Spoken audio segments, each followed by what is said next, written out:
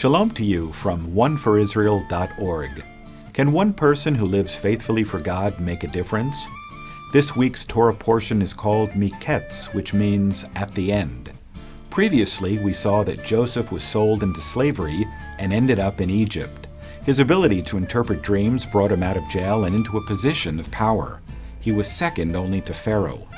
This is a great example of how God causes all things to work together for good to those who love Him, as it says in Romans 8:28. This theme dominates these chapters of Genesis. But while Joseph prospered, his family suffered because a famine hit the land of Canaan. Jacob sent 10 of his sons to Egypt to buy grain, and only Benjamin stayed with him. In Egypt, the 10 sons met Joseph. He recognized them, but they had no idea that this Egyptian leader was their long-lost brother. Joseph then commanded them to bring Benjamin, who was special to him since they were both children of Rachel.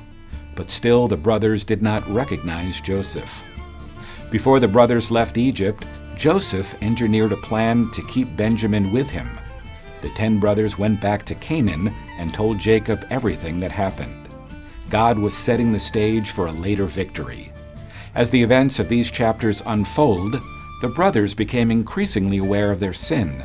For example, in chapter 42, verse 21, we read the following. Then they said to one another, "In truth we are guilty concerning our brother, in that we saw the distress of his soul when he begged us and we did not listen.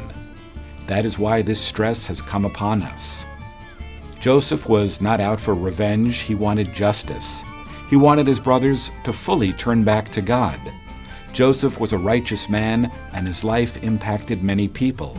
Chapter 41, verse 38 says, "And Pharaoh said to his servants, 'Can we find a man like this, in whom is the Spirit of God?'" This is a remarkable statement. The emphasis on God's Spirit in the life of His people will dominate the later writings of the prophets. But here in Genesis, only Joseph is described in this way. His godliness influenced everyone from the Egyptians to his own brothers. This is reminiscent of the words of Yeshua in Matthew 5, verse 14 through 16, when he said, "You are the light of the world. A city on a hill cannot be hidden, nor do people light a lamp and put it under a basket, but on a stand, and it gives life to all in the house.